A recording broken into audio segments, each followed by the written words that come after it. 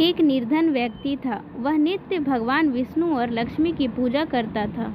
एक बार दीपावली के दिन भगवती लक्ष्मी की श्रद्धा भक्ति से पूजा अर्चना की। कहते हैं कि उसकी आराधना से लक्ष्मी प्रसन्न हुई। वह उसके सामने प्रकट हुई और उसे एक अंगूठी भेंट देकर अदृश्य हो गई। अंगूठी सामान्य नहीं थी। उसे पहनकर जैसे ही अगले दिन उसने धन पाने की कामना की, उसके सामने धन का ढेर लग गया। वह खुशी के मारे झूम उठा। इसी बीच उसे भूख लगी तो मन में अच्छे पकवान खाने की इच्छा हुई। कुछ ही पल में उसके सामने पकवान आ गए। अंगूठी का चमत्कार मालूम पड़ते ही उसने अपने लिए आलीशान बंगला, नौकर चाकर आदि तमाम सुविधाएं प्राप्त कर ली। वह भगवती लक्ष्मी की कृपा से प्राप्त उस अंगूठी के कारण सुख से रहने लगा। अब उसे किसी प्रकार का कोई दुख, कष्ट या चिंता नहीं था। नगर में उसका बहुत नाम हो गया। एक दिन उस नगर में जोरदार तूफान के साथ बारिश होने लगी। उस अंधड़ तूफान और बारिश में कई लोगों के घर छप्पर उड़ गए। लोग इधर उधर भागने लगे।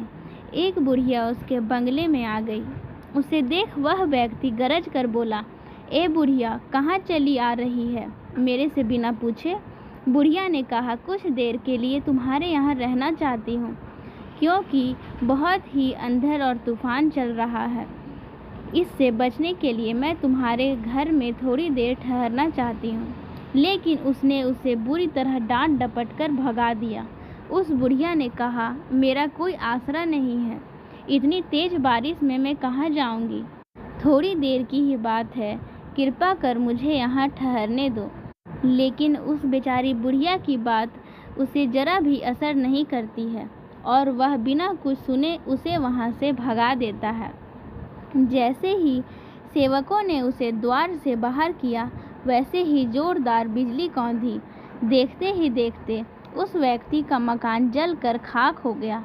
उसके हाथों की अंगूठी भी गायब हो गई। सारा वैभव पल भर में राख के ढेर में बदल गया। उसने आँख खोलकर जब देखा तो सामने लक्ष्मी जी थी। जो बुढ़िया कुछ देर पहले उसके सामने दीनहीन होकर गिड़गिड़ा रही थी, वही अब लक्ष्मी जी के रूप में उसके सामने मंद मंद मुस्कुरा रही थी। वह समझ गया कि उसने बुढ़िया को नहीं, साक्षात लक्ष्मी जी को घर से निकाला है। वह भगवती के चरणों में गिर पड़ा। देवी बोली, तुम इस योग्य नहीं हो। जहाँ निर्धनों का सम्मान नहीं होता, मैं वहाँ निवास नहीं कर सकती। यह कहकर लक्ष्मी जी वहाँ से चली जाती है। वह व्यक्ति अपने किए गए गलतियों के कारण पछताते रहता है और अपने पापों के कारण उससे सारा कुछ छीन जाता है, जिससे उसके आश्रय का कोई ठिकाना नहीं रहता है।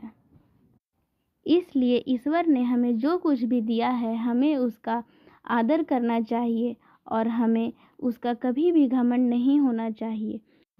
और हम जितने सक्षम हैं उतने में ही हमें निर्धनों, गरीबों की सहायता करनी चाहिए।